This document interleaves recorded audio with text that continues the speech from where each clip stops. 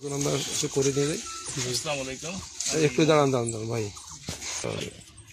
আমি মোহাম্মদ নুরুজ্জামান। আমি কান্তনগর গ্রামেরই ছেলে। আসলে আমাদের এই গ্রামটি হচ্ছে কান্তনগর গ্রাম, কান্তনগর মৌজাতে অবস্থিত এবং এটি কান্তজি মন্দির থেকে 1 কিলোমিটার দূরে অবস্থিত, প্রায় 1 কিলোমিটার। তো এই গ্রামে যখন শুরুতে আসছিল তখন সেটা ছিল 1959 সাল, 49 সাল। সে সময় গ্রামে চারিদিকে কিন্তু ঘন জঙ্গল আচ্ছাদিত ছিল। আর আমাদের গ্রামের লোকজন এসে এই গাছপালা কেটে পরিষ্কার করে এখানে বসত শুরু করে এবং পুরো জমিটা ছিল খাস সে সময়।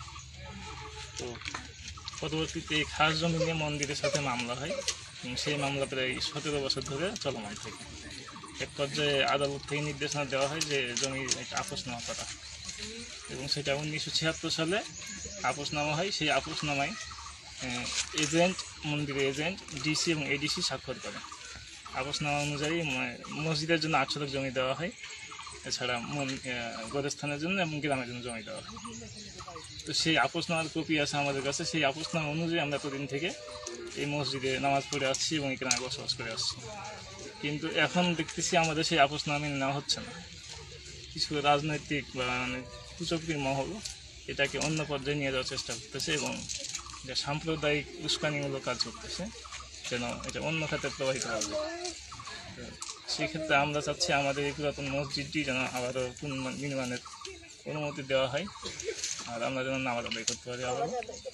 এবং আমাদের এই মসজিদ আপনি আর একটা মসজিদ কিংবা নতুন আমাদের পিছনে যে আমাদের পিছনে আপনারা দেখতে পাচ্ছেন যে মসজিদের কাজ চলমান ছিল, বন্ধ আছে। তো এটা হচ্ছে এখানে মসজিদ দীর্ঘদিন থেকেই ছিল, প্রায় 75 বছর থেকে, এবং সেই মসজিদের জায়গাতেই আমরা মসজিদ নির্মাণের কাজ করতেছি। এটা কোনো মন্দিরের জমি না।